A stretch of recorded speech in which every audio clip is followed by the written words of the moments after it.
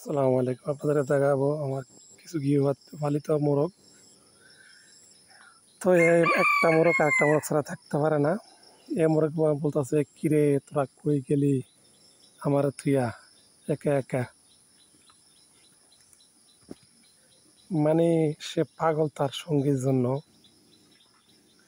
যে তোরা কই গেলি আমাকে থুইয়া একা একা, তোরা কই যাস। দেখেন, মানে তার এই মোরগ, তার তার সঙ্গীর জন্য সে দেখেন পাক দিতেছে, যে তোরা আমার তো কই গেলি,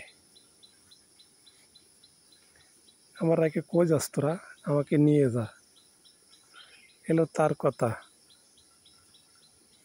এটা আমার পালিত মোরগ, খুব সুন্দর।